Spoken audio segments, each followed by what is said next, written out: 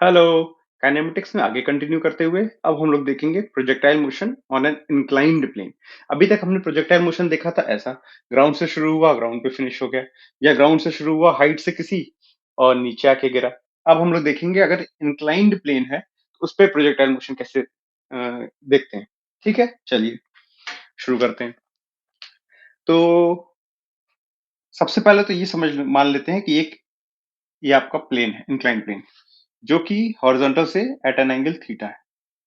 ठीक है, अब यहां से अगर मैं एक बॉल को फेंकता हूं एट ए वेलोसिटी u और एंगल अल्फा। ठीक है, तो ये जो बॉल है, अब ये ऐसा कोई पाथ लेके यहां कहीं गिरेगी, है ना।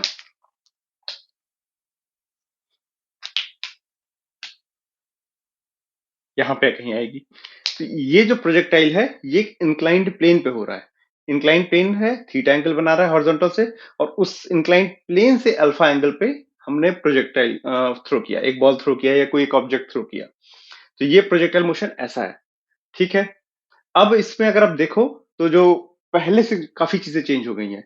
ए, सबसे पहले तो अब ये पहले जो एंगल थीटा था वो थीटा नहीं है, वो एंगल अल्फा है, बट हॉरिजॉन्टल से वो भी नहीं है, वो इंक्लाइन प्लेन से एंगल है। तो हॉरिजॉन्टल से जो एंगल है वो अल्फा प्लस थीटा। और पहले क्या था प्रोजेक्टाइल मोशन में, जब ऐसे हम करते थे, यहां से शुरू हुआ यहां की खत्म हो गया, तो हमारी टाइम ऑफ फ्लाइट और हाइट और रेंज जो भी हम निकालते थे वो सब इस तरीके से निकाल लेते थे। वो ग्राउंड टू ग्राउंड प्रोजेक्टाइल था एक तरीके से। यहां से शुरू हुआ ऐसे खत्म आ गया, यहां से शुरू हुआ और यहां आके गिर गया। ये हमारा ग्राउंड से शुरू हुआ, ग्राउंड पे फिनिश हो गया, उसी लेवल पे, उसी हॉरिजॉन्टल लेवल पे। इसके लिए हमने time of flight t equal to 2u sin theta upon g, maximum height ये h equal to u square sine square theta upon 2g, range, ये सबके फॉर्मूले देखे थे। अब ये कंडीशन इसमें और इसमें बहुत डिफरेंस है ना। तो ये एक तो ये ऐसा है, ये ऐसा, इसको पूरी रेंज मिल ही नहीं पा रही क्योंकि इंक्लाइन है, ये ऐसे आगे जा ही नहीं पा रहा। दूसरा एंगल भी चेंज हो गया है ना। तो इसलिए अब इसके जो फॉर्मूले हैं वो एज इट इज इसमें नहीं लगा सकते, थोड़ा सा चेंज होगा। कैसे करते हैं वही आज हम लोग देखेंगे। तो चलिए, सबसे पहले तो ये समझ लें कि ये जो अल्फा एंगल है, अगर हम इसको इस यहां पे अगर मैं बना दूं ग्राउंड पे एक ऑब्जर्वर, ठीक है, ये ग्राउंड पे है, और लेट्स से एक ऑब्जर्वर इंक्लाइंड प्लेन पे ही है।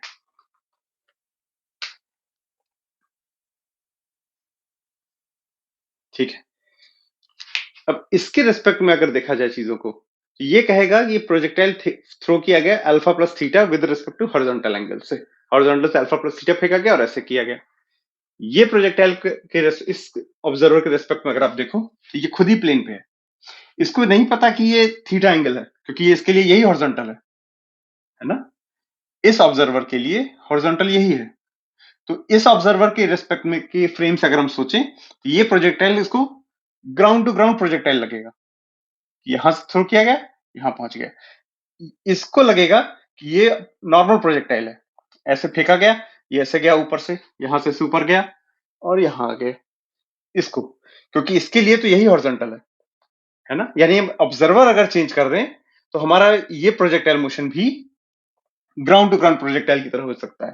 यानी इस फ्रेम के बजाय, इसके फ्रेम के बजाय, ग्राउंड फ्रेम के बजाय इंक्लाइन प्लेन के फ्रेम ऑफ रेफरेंस से देखें तो फिर ये हमारा ग्राउंड टू ग्राउंड प्रोजेक्टाइल जो हमने पहले पढ़ा है, जो पहले समझा है, उसकी तरह हो सकता है। तो सारी चीजें अब चलिए हम इसी के फ्रेम से करते हैं। क्या है, अगर इसके फ्रेम में आते हैं तो कुछ चीजें होंगी। सबसे पहले तो ये u है, तो ये एंगल कितना, ये वेलोसिटी कितनी होगी, horizontal component u cos alpha, u cos alpha. Vertical velocity कितनी होगी, u sin अल्फा। ठीक है, यहां तक तो ठीक है। एक चीज और चेंज होगी, एक्सेलरेशन ड्यू टू ग्रेविटी अभी ऐसे था g, वर्टिकली डाउनवर्ड्स। एक्सेलरेशन थोड़ी ऐसे हो गया, वो तो ऐसे ही है। अगर ऐसे है तो एक्सेलरेशन ड्यू टू ग्रेविटी के अब दो कंपोनेंट्स होंगे। ये एंगल अगर थीटा है तो ये एंगल 90 माइनस थीटा, तो ये एंगल भी थीटा। ये एंगल अगर थीटा है तो ये कितना हो गया, जी कॉस थीटा, और ये व्हाट हो गया, जी साइन थीटा।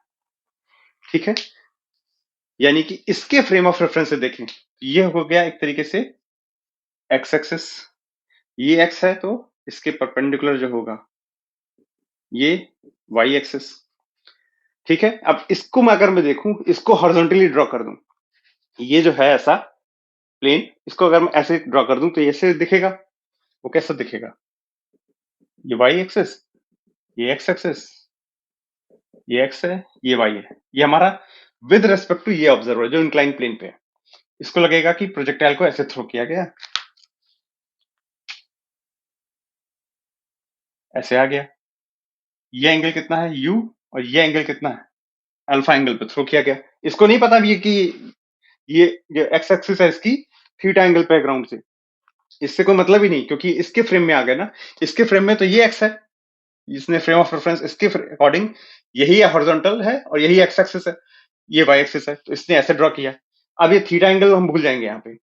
ये है यू कॉज, ये है, यहां से आएगी ये वेलोसिटी यू कॉज अल्फा, और वर्टिकल वेलोसिटी आएगी यू साइन अल्फा। ठीक है, लेकिन अब जी जो है, जी इसको ऐसा नहीं लगेगा कि वर्टिकल नीचे, क्योंकि जी कहां पे था, जी परपेंडिकुलर से थीटा एंगल पे था, जी ऐसे था। यहां पे अगर आप देखो तो जी तो वर्टिकली डाउनवर्ड्स है, इसके फ्रेम ऑफ रेफरेंस में जी जो है हॉरिजॉन्टल से कितना एंगल बना रहा है 90 प्लस थीटा, 90 प्लस थीटा, या इधर से कह लें तो 90 माइनस थीटा एंगल बना रहा है। ठीक है, तो जब इसके फ्रेम ऑफ रेफरेंस में देखेंगे तो जी तो जो जिस डायरेक्शन में है वो डायरेक्शन थोड़ी चेंज आएगी। तो यहां से जब वो ऑब्जर्वर देखेगा, इसको मैं थोड़ा बाहर बना देता हूं ताकि छोटे से इसमें कॉम्प्लिकेट ना हो। जब ये ऑब्जर्वर देखेगा इसी के फ्रेम में हो रही सारी चीजें, तो अब इसको जी वर्टिकली डाउनवर्ड्स नहीं दिखेगा, जी दिखेगा इस तरफ है। कितने एंगल पे? ये एंगल था कितना, थीटा, तो यहां से थीटा, या एक्स एक्सिस से 90 प्लस थीटा, तो ये 90 प्लस थीटा एंगल दिखेगा। इसका मतलब है ये कहेगा ये वर्टिकल डायरेक्शन में, वर्टिकल नीचे की तरफ है जी कॉस थीटा, और इस तरफ है जी साइन थीटा। तो अभी भी ये ग्राउंड टू ग्राउंड प्रोजेक्टाइल की तरह है, पर एक डिफरेंस तब भी है, वो है कि एक्स डायरेक्शन में भी अभी एक्सेलरेशन है, ग्राउंड टू ग्राउंड में नहीं होता था। फिर से समझते हैं, हमने फ्रेम ऑफ रेफरेंस को ही चेंज कर दिया। इसके फ्रेम से सब कुछ ऐसा था, कॉम्प्लिकेटेड सा था, क्योंकि थीटा एंगल जो है ऐसा है alpha plus theta, ground to ground projectile की तरह भी नहीं है। ठीक है, तो हमने क्या किया, हमने कहा हम इंक्लाइन प्लेन पे ही आ जाते हैं, इसके फ्रेम से देखेंगे सब कुछ। फ्रेम ऑफ रेफरेंस हमारी फ्रीडम है, हम कुछ भी चूज कर सकते हैं, वहीं से सारी कैलकुलेशन होगी, जो भी हम फ्रेम ऑफ रेफरेंस चूज करेंगे। हमने चूज कर लिया ये हमारा फ्रेम ऑफ रेफरेंस, कि हम इंक्लाइन प्लेन पे ही जाके बैठ जाएंगे और यही हमारा ऑब्जर्वर है।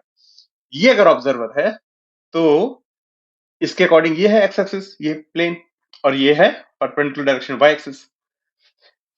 जो जी है वो अभी भी लेकिन वर्टिकली डाउनवर्ड्स है, और जी इस इंक्लाइन प्लेन से क्या एंगल बना रहा है, ये एंगल थीटा, तो ये 90 माइनस थीटा, तो ये एंगल 90 माइनस थीटा, ये थीटा, यानी जी जो है इंक्लाइन प्लेन से 90 माइनस थीटा एंगल बना रहा है। ये इधर से देखोगे तो 90 प्लस थीटा एंगल बना रहा है। ठीक है, तो इसके फ्रेम में जब सारी चीजें ड्रॉ करेंगे तो यू तो ऐसे ही होगा, हॉरिजॉन्टल ऐसे हो गया, ये x axis, you cos alpha horizontal velocity, you sine alpha vertical velocity, you cos alpha horizontal velocity, you sine alpha vertical velocity. जो जी है जो कि यहां से 90 प्लस थीटा एंगल बना रहा था, वो अभी भी जी 90 प्लस थीटा एंगल बनाएगा इस ऑब्जर्वर के लिए। जी जो अब जी का हॉरिजॉन्टल कंपोनेंट कितना है, जी साइन थीटा, इस तरफ एक्स डायरेक्शन में। वर्टिकल कंपोनेंट कितना है, जी कॉस थीटा, ये आ गया वर्टिकल डायरेक्शन में। ठीक है, अब यहां से अगर आप देखो तो अब हम टाइम ऑफ फ्लाइट वगैरह निकाल सकते हैं। चलिए उसको समझते हैं। टाइम ऑफ फ्लाइट हमने पहले कैसे निकाला था? टाइम ऑफ फ्लाइट था, यहां से स्टार्ट किया है बॉडी और यहां आ जाती है। ठीक है, तो टाइम ऑफ फ्लाइट का मतलब है यहां से चला और वाई डायरेक्शन में इसका डिस्प्लेसमेंट जो है 0 है। यहां से भी अगर देखो तो इस इंक्लाइन प्लेन पे वाई डायरेक्शन अगर ये है तो यहां से चला उसी पे आ गया, वही चीज है उसी फ्रेम ऑफ रेफरेंस में ड्रॉ किया गया, तो वाई में डायरेक्शन में डिस्प्लेसमेंट 0 है। एक्स में है अलोंग द इंक्लाइन प्लेन है, लेकिन वर्टिकल डायरेक्शन में अगर इसको इसके लिए नहीं है, इसको लगेगा बॉल यहां से उठी और ऐसे आके इधर गिर गई उसी लेवल पे, क्योंकि इसके लिए ये ग्राउंड है। ऑब्जर्वर के लिए वाई डायरेक्शन में भी मूवमेंट है, क्योंकि ये बनाएगा एक्स इधर वाई इधर।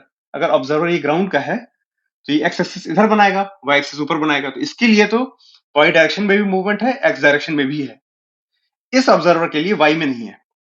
तो जो हमारे फॉर्मूले थे टू डायमेंशनल मोशन में, हमने समझा था कि एक्स को अलग कंसीडर कर लो, वाई को अलग कंसीडर कर लो, दोनों कंबाइन कर दो, टू डायमेंशनल मोशन सॉल्व हो गया। तो मैं जो सेकेंड इक्वेशन ऑफ मोशन है, s is equal to u t plus half a t square, ये लगा सकता हूँ। ए क्यों लगा सकते हो? क्योंकि कांस्टेंट है, g cos theta vertical direction में, और हॉरिजॉन्टल डायरेक्शन में भी कांस्टेंट है, हमको इनिशियल वेलोसिटी पता है। यानी कि मैं इसको ऐसे लिख सकता हूँ, एस वाई वाई डायरेक्शन में is equal to u y t plus half a y t square, सब कुछ वाई डायरेक्शन में। वाई डायरेक्शन में डिस्प्लेसमेंट कितना है? 0। इसके ऑब्जर्वर से वाई डायरेक्शन में डिस्प्लेसमेंट कितना है? 0। यू वाई कितना है इनिशियली? इसको पॉजिटिव मान लिया, इसको नेगेटिव। तो u sine alpha t plus half a कितना है? जी कॉस थीटा, लेकिन नेगेटिव। तो ये हो जाएगा minus g cos theta t square. ठीक है, तो यहां से आएगा is equal to t common, u sine alpha minus g cos theta by 2 t. T बाहर आ गया, u sine alpha minus g cos theta t by 2। ठीक है, अब या तो ये 0 या ये 0, क्योंकि इक्वल टू 0। ये 0 मतलब टाइम 0, मतलब कि इनिशियली बॉडी यहीं पे थी, तभी तो वाई डायरेक्शन डिस्प्लेसमेंट 0 है जब बॉडी इनिशियल पोजीशन पे थी। इससे तो हमको मतलब नहीं है, ये 0 नहीं है, हमको इससे मतलब है कितना टाइम लगा उसको डिस्प्लेसमेंट 0 करने में। जब ये 0 होगा तो u sine alpha is equal to g cos theta t upon 2। यहां से क्या आएगा? t is equal to 2u sine alpha upon g cos theta. ये आ गया आपका टाइम ऑफ फ्लाइट। इसको कैपिटल टी लिख देते हैं, capital t is equal to 2u sine alpha upon g cos theta. अब ग्राउंड टू ग्राउंड प्रोजेक्टाइल एक बार सोच लें, उसमें क्या होता था capital T ground to ground के केस में? 2u अपॉन जी, ये होता था। ठीक है, इन दोनों में बहुत सिमिलैरिटीज है, वो बताता हूं कैसे। ये थीटा एंगल क्या होता था? Angle of projection. किस पे फेंका गया? यहां पे एंगल ऑफ प्रोजेक्शन क्या है? अल्फा। इस थीटा को भूल जाओ, ये थीटा तो आपके लिए इंक्लाइंड प्लेन का एंगल था, कितने हॉरिजॉन्टल से का एंगल है। लेकिन जब हम इसके ऑब्जर्वर में आ गए तो ग्राउंड टू ग्राउंड प्रोजेक्टाइल की तरह दिख रहा है ना। और ग्राउंड टू ग्राउंड प्रोजेक्टाइल का एंगल ऑफ प्रोजेक्शन क्या था? अल्फा। अल्फा एंगल पे प्रोजेक्ट किया गया था ना, अल्फा एंगल पे फेंका गया था। तो ये तो हो गया 2u साइन, ये जो थीटा है ये इस केस में अल्फा है, ये ऊपर का पार्ट तो सेम हो गया, 2u sine alpha 2u sine theta. नीचे था यहाँ पे जी, यहाँ पे जी कॉस थीटा। यहाँ पे जब था ग्राउंड टू ग्राउंड प्रोजेक्टाइल तो वर्टिकल डायरेक्शन में एक्सेलरेशन कितना होता था? जी। यहाँ पे वर्टिकल डायरेक्शन में एक्सेलरेशन कितना है? G cos theta. जी साइन थीटा नहीं है, जी टोटल जी भी नहीं है, जी कॉस थीटा है। तो जी की जगह जी कॉस थीटा। यानी कि इसी को अगर मैं इस तरीके से लिख दूं, t is equal to 2u y upon g y या ए वाई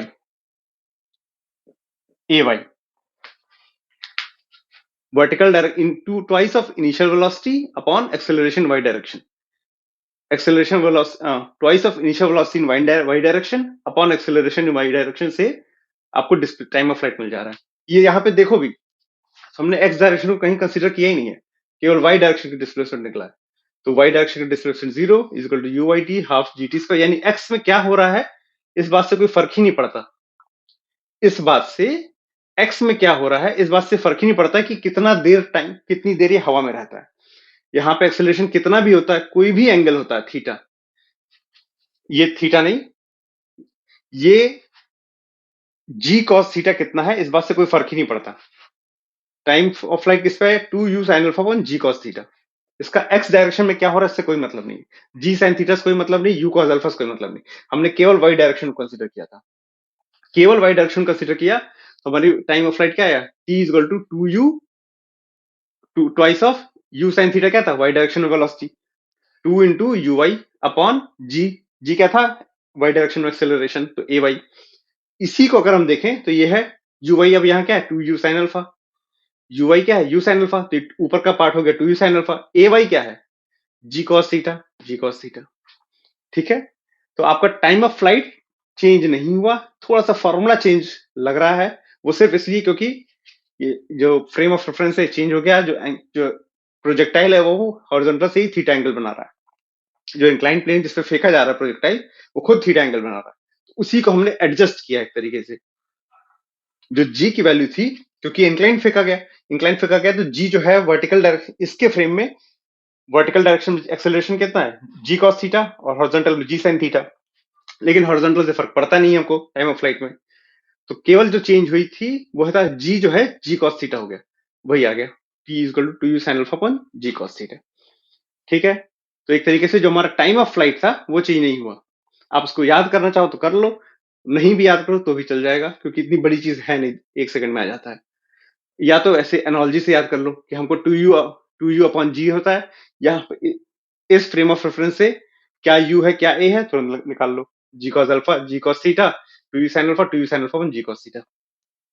ठीक है, अगर आपको ये वाला फॉर्मूला केवल याद है तो भी चल जाएगा, टू यू साइन थीटा अपन जी, क्योंकि यहां से इस पे आना के का मतलब क्या मतलब है, बस आपको ये पता है कि हमको जी चेंज करना है, और यू को यू साइन थीटा की जगह यू साइन अल्फा लिखना है, क्योंकि ये थीटा जो है ग्राउंड टू ग्राउंड प्रोजेक्टाइल में एंगल ऑफ प्रोजेक्शन था, यहाँ एंगल ऑफ प्रोजेक्शन अल्फा है, तो टू यू साइन अल्फा तो ऐसे ही लिख देंगे। फिर जी जो है वर्टिकल डायरेक्शन में होता था, यहाँ वर्टिकल डायरेक्शन में क्या है, जी कॉस थीटा, तो जी कॉस थीटा एक सेकंड में आ जाएगा। ठीक है, तो ये तो हो गया आपका टाइम ऑफ फ्लाइट। चलिए नेक्स्ट देख लेते हैं, मैक्सिमम हाइट।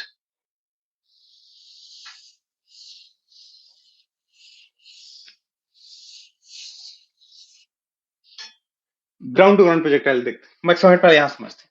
मैक्सिमम हाइट क्या होगी, वो होगी इस ऑब्जर्वर के लिए, फिर से ग्राउंड के लिए नहीं, इसके लिए मैक्सिमम हाइट तो कुछ और हो सकती है, ये हो सकती है, यहाँ पे हो सकता है, ऐसे आया हो तो ये हो सकती है, इसके लिए नहीं, इसके लिए मैक्सिमम हाइट है यहाँ, यहाँ कहीं होगा, ये है एच मैक्स। अगर इसी को मैं अपने कन्वेंशनल तरीके से ड्रॉ करूं, तो मैं इसको, ये जो ऐसा है ये पार्ट, इसको ऐसे कर दूंगा, यानी कि इसको थोड़ा सा रोटेट कर दूंगा, जो ऐसा है ये हिस्सा, इसको ऐसे रोटेट कर दूंगा, तो यहाँ पे एक्स एक्सिस रोटेट होकर ऐसे आ जाएगी, और जो वाई ऐसा था वो ऐसे हो जाएगा। अब यहाँ पे मैक्सिमम हाइट कहाँ होगी, यहाँ। ठीक है, अब जो मैक्सिमम हाइट होती है, मैक्सिमम हाइट मतलब इसके बॉल जो है इससे ऊपर नहीं जा रही, इससे ऊपर नहीं जा रही है, मतलब वर्टिकल डायरेक्शन में जो वेलोसिटी होगी वो जीरो हो जाएगी। जब तक वर्टिकल डायरेक्शन में वेलोसिटी होगी तब तक तो बॉल जो भी प्रोजेक्टाइल है वो ऊपर जाता रहेगा थोड़ा सा, तब तक जाता रहेगा जब तक ऊपर की तरफ वेलोसिटी है। जैसे ऊपर की तरफ वेलोसिटी होगी, इसका हो क्या रहा है, एक ऊपर वेलोसिटी एक हॉरिजॉन्टल एक्सेलरेशन है, हॉरिजॉन्टल वेलोसिटी है, दोनों ही डायरेक्शन में नेगेटिव एक्सेलरेशन है। यू कॉस अल्फा इधर है, जी साइन थीटा इधर है, यू साइन अल्फा इधर है, जी कॉस थीटा इधर है, मतलब कि यू साइन अल्फा को कम करने के लिए जी कॉस थीटा है, यू कॉस अल्फा जो हॉरिजॉन्टल वेलोसिटीज को कम करने के लिए जी साइन थीटा है, मतलब दोनों ही वेलोसिटीज को हॉरिजॉन्टल वर्टिकल को कम करने के लिए एक ना एक एक्सेलरेशन लगा हुआ है जो उसको कम करेगा।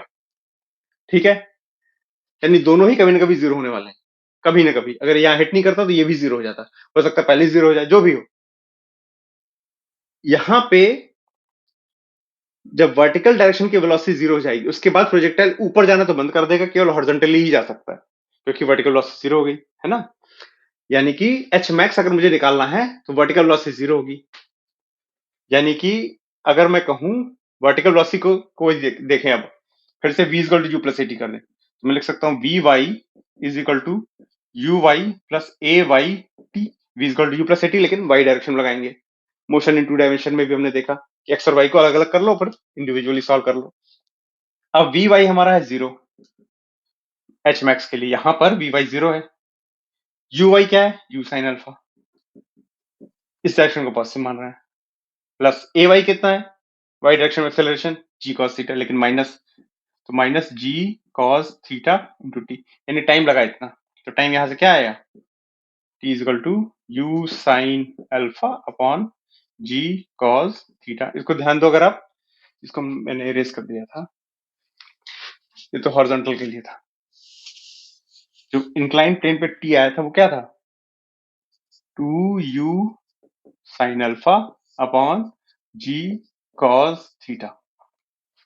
ठीक है, तो यहां से आया t is equal to u sine alpha upon g cos theta, u sine alpha upon g cos theta, यानी कि half of total time of flight, यानी ये अभी भी ग्राउंड टू ग्राउंड प्रोजेक्टाइल की तरह है इस एस्पेक्ट में भी कि मैक्सिमम हाइट तक पहुंचने में आधा टाइम लगेगा पूरे टाइम ऑफ फ्लाइट से। यहां से यहां तक two u sine alpha upon g cos theta, यहां से यहां तक u sine alpha upon g cos theta. ठीक है, यानी स्मॉल टी ये आ गया आधा टाइम, हाफ टाइम। ठीक है, अब मैक्सिमम हाइट ये निकालने वाई डायरेक्शन में, तो फिर से s y is equal to u t plus half a t square, u y t plus half a y t square. ये हो गया आपका h max, maximum height. U y क्या है, u cos u sine alpha, t क्या है, ये है u sine alpha upon g cos theta minus half, minus बताता हूं क्यों, ए वाई क्यों, ए वाई जो है जी कॉस थीटा नेगेटिव में इसलिए minus, half g cos theta into t square, t square क्या है u square sine square alpha upon g square cos square theta. ठीक है, अब आगे देखते हैं, यहां से आया आपका u square sine square alpha upon g cos theta, और यहां से आया u square sine square alpha upon g square cos square theta, यानी कि एक जी कॉस थीटा तो कैंसिल आउट हो जाएंगे और ये कॉस थीटा भी कैंसिल आउट हो जाएगा। यहां से आएगा u square sine square alpha, u square sine square alpha, u square sine square alpha upon g cos theta minus, यहां पे आएगा u square sine square alpha upon two g cos theta. ये आया आपका u square sine square alpha upon two g cos theta. अब जो horizontal ground to ground projectile में formula क्या होता था एच मैक्स का, u square sine square theta upon two g, फिर से दोनों सिमिलर है। यू स्क्वायर, यहाँ पे थीटा क्या था एंगल ऑफ प्रोजेक्शन, यहाँ क्या है अल्फा एंगल ऑफ प्रोजेक्शन, तो इसको आप लिख सकते हो एक तरीके से u y square upon two g, g a y. ठीक है, u y square upon two a y, वही चीज यहाँ देखो, u square sine square alpha, u y क्या है u square sine square alpha upon two a y, a कितना है एक्सेलरेशन वाई डायरेक्शन है जी कॉस थीटा, तो टू जी कॉस थीटा। वो यहाँ या इस केस में ग्राउंड टू ग्राउंड प्रोजेक्टाइल है ये, जब बॉडी को ऐसे ही फेंक देते तब वाई डायरेक्शन एक्सेलरेशन कितना होता था जी, हॉरिजॉन्टल में 0, तो टू जी लिखते थे यहाँ पे लिखेंगे two g cos theta, cos theta. ठीक है, तो अभी भी ये दोनों मतलब मैक्सिमम हाइट भी हमारी बिल्कुल पहले की तरह है, h max is equal to u square sine square alpha upon two g cos theta. ठीक है, चलिए एक चीज और जरा ध्यान दो, अभी ये incline plane at an angle theta था, यानी अगर मैं ये थीटा को कहूं ये 0 है तो ये मेरा ग्राउंड टू ग्राउंड प्रोजेक्टाइल की तरह बन जाना चाहिए, है ना, इसमें रख के देख लेते हैं, cos 0 1, two g cos theta cos 0 1, तो use two u sine alpha upon g cos theta, u square sine square alpha upon two g, two u sine alpha upon g, u square sine square alpha upon two g, exactly वही फॉर्मूले आ गए, बस alpha की जगह theta हो गया क्योंकि वो तो एंगल ऑफ प्रोजेक्शन हमने थीटा की जगह अल्फा कर दिया, पर फॉर्मूला एग्जैक्टली सेम आ गया, मतलब इंक्लाइंड प्लेन और हॉरिजॉन्टल में कोई डिफरेंस नहीं है अगर थीटा 0 है, या ऐसे कह सकते हैं कि जो हॉरिजॉन्टल डायरेक्शन में या ग्राउंड टू ग्राउंड प्रोजेक्टाइल होता है वो इंक्लाइंड प्रोजेक्टाइल का, प्रोजेक्टाइल ऑन इंक्लाइंड प्लेन का स्पेशल केस है जहां पर थीटा 0 है। ये ज्यादा जेनरिक फॉर्मूले हैं एक तरीके से, अगर मैं थीटा को 0 कर दूं तो मुझे ग्राउंड टू ग्राउंड प्रोजेक्टाइल का केस मिल जाएगा, है ना। चलिए आगे देखते हैं, रेंज समझ में आया अभी तक, अब देख लेते हैं रेंज। रेंज होता है आपका ये हॉरिजॉन्टली कितना चल रहा है, इस ऑब्जर्वर के लिए रेंज क्या है ये, इसको यहां पे देखेंगे तो ये रेंज के लिए हमको क्या देखना होगा, एक्स डायरेक्शन में मोशन, तो R is equal to x direction motion क्या कह सकते हैं हम, u x t plus half a x t square से निकाला जाएगा। अभी तक जब हमने ग्राउंड टू ग्राउंड प्रोजेक्टाइल पहले देखा था, एक्स डायरेक्शन में एक्सेलरेशन 0 होता था, तो केवल ये कंपोनेंट बचता था। इस बार ये थोड़ा सा कॉम्प्लिकेट हो गया, क्योंकि ax जो है वो है g sin theta, actually minus g sin theta, यानी कि ये 0 नहीं होगा। थोड़ी सी मैथ्स और भी है, दोनों ही कंपोनेंट नॉन जीरो है। करते हैं, चलिए। ux कितना है? u cos alpha, cos alpha. t कितना है? Time of flight, 2u sin alpha upon g cos theta, 2u sin alpha upon g cos theta minus half. a कितना है? g sin थीटा, माइनस इसीलिए लगा दी क्योंकि g sin theta opposite direction, तो पहले ही मैंने माइनस लगा दिया। g sin theta into t square हो जाएगा 4u square sin square alpha upon g square cos square theta. ठीक है, ये 2 और ये 4 तो कैंसिल आउट हो गया, 2 हो गया, एक g भी कैंसिल आउट हो गया। ठीक है, यहां से आया आपका u स्क्वायर, दोनों ही केसेस में कॉमन है, u u u, in fact 2u square common है, 2u स्क्वायर बाहर ले लेते हैं, 2u स्क्वायर, 2u स्क्वायर ये पूरा कॉमन आ गया, ये बचा cos alpha sin alpha, cos alpha sin alpha, है ना। और नीचे है आपका g cos थीटा, नीचे है g cos स्क्वायर थीटा, यहाँ पे है g cos थीटा, तो मैं g cos थीटा भी कॉमन ले सकता हूँ, g cos थीटा, तो ये बचेगा cos alpha 2u square upon g cos theta मैंने कॉमन ले लिया, बचा क्या cos alpha sin alpha minus ये 2 तो कैंसिल आउट हो गया था, अब फिर से 2u square upon g cos theta मैंने कॉमन ले लिया, 2u square upon g cos theta मैंने कॉमन ले लिया, तो यहाँ क्या बचा? ये बचेगा sin theta, 2u square sin square alpha, है ना, sin square alpha upon cos theta, ये बचेगा cos alpha sin alpha, 2u square upon g cos theta बाहर ले लिया, 2u square upon g cos theta बचा क्या अंदर, cos अल्फा sin अल्फा, हाँ, cos alpha sin alpha minus sin theta upon sin square alpha cos theta, यानी कि इसमें भी अगर मैं कर दूं 2u square upon g cos square theta अगर लिख दूं तो ये बन जाएगा cos alpha sin alpha cos theta minus, actually sin alpha भी कॉमन ले सकते हैं, ये भी बाहर ले लेता हूं, minus sin theta sin alpha upon g cos theta मैंने यहीं कर दिया, जी cos स्क्वायर थीटा, sin और sin अल्फा कॉमन ले लिया, sin अल्फा यहाँ आ गया।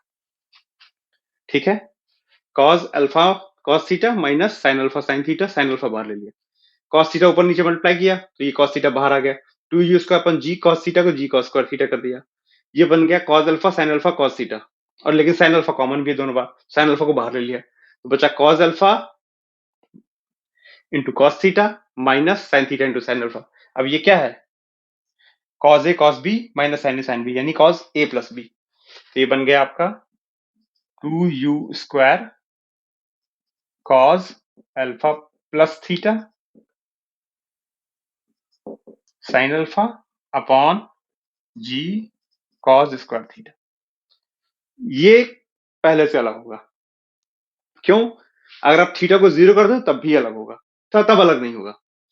थीटा अगर 0 होता, थीटा अगर 0 मतलब ग्राउंड टू ग्राउंड प्रोजेक्टाइल की तरह होता, है ना, तो ये अलग नहीं होता, ये क्या बन जाता 2u square sine alpha cos alpha, यानी u square sine 2 alpha upon g cos 0 1 है, तो u square sine 2 theta upon g, पहले वाला फॉर्मूला करा जाता। अभी ये कॉम्प्लिकेटेड है, इसको याद बिल्कुल नहीं करना, जब भी जरूरत होगी हम निकाल लेंगे।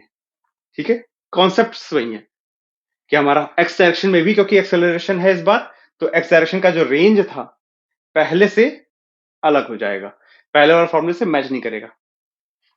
ठीक है, अगर हम कह दें एक्स ये एंगल थीटा 0 है, अगर ये एंगल थीटा 0 है तो ये एंगल थीटा जीरो मतलब ग्राउंड ग्राउंड प्रोजेक्टाइल की तरह हो गया, है ना। उस केस में जी साइन थीटा कितना हो जाएगा, जीरो, क्योंकि थीटा जीरो है। अगर थीटा जीरो है तो जी साइन थीटा जीरो, यानी कि एक्स डायरेक्शन में एक्सेलरेशन जीरो, यानी कि इंक्लाइन प्लेन है ही नहीं, जो हमारा पहले वाले की तरह वही वाला केस हो गया, ground to ground projectile, x direction में एक्सेलरेशन जीरो। तब ये केस में ये फॉर्मूला उसकी तरह हो जाएगा। ये और जेनरिक फॉर्मूला है, अगर एक्स डायरेक्शन में भी एक्सेलरेशन है जो कि जी साइन थीटा के बराबर है, तब क्या आएगा, वो ये होगा। ठीक है, तो ये हो गया आपका motion in an inclined plane, projectile motion in an inclined plane के तीनों फॉर्मूले।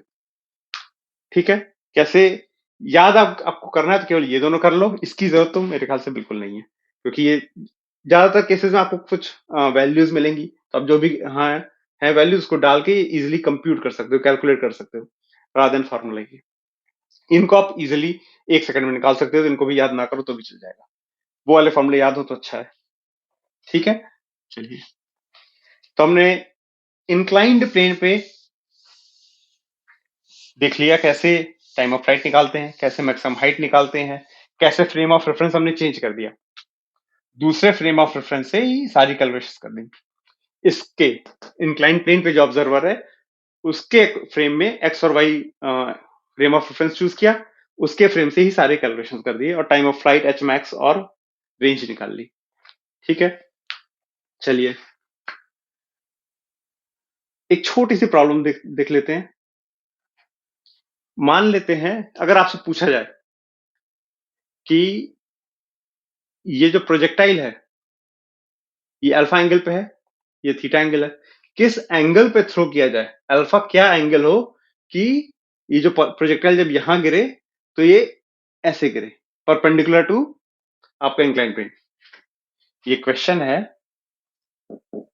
कि क्या एंगल अल्फा, अल्फा कौन सा ऐसा एंगल होना चाहिए, अल्फा क्या होना चाहिए कि जब हम इसे थ्रो करें तो प्रोजेक्टाइल जो है वर्टिकली गिरे, परपेंडिकुलरली गिरे इस पे, मतलब कि ये अगर इंक्लाइंड है, इंक्लाइन प्लेन है, तो जो प्रोजेक्टाइल है वो जब यहां गिरे तो उसकी हॉरिजॉन्टल वेलोसिटी, इस direction velocity you x zero हो, यू वाई ही हो जो हो। ठीक है, किस एंगल पे थ्रो करें कि ऐसे गिर जाए, ऐसे गया, ऐसे। ठीक है, यूएक्स जो है जीरो हो सकता है, ध्यान देना, क्योंकि एक्स डायरेक्शन में इस बार हमारा निगेटिव एक्सेलरेशन है, यूएक्स जीरो हो सकता है और यूआई तो जीरो होता ही है मैक्सिमम हाइट पे, तो दोनों ही वैल्यूज जीरो हो सकती हैं। इस बार पूछा गया है कि क्या अल्फा हो, ऐसा कौन सा एंगल हो कि ये यूएक्स जीरो हो जाए जब ये नीचे गिरे। ठीक है, चलिए, अगर अल्फा जीरो होना है तो यूएक्स जो है जीरो हो जाएगा।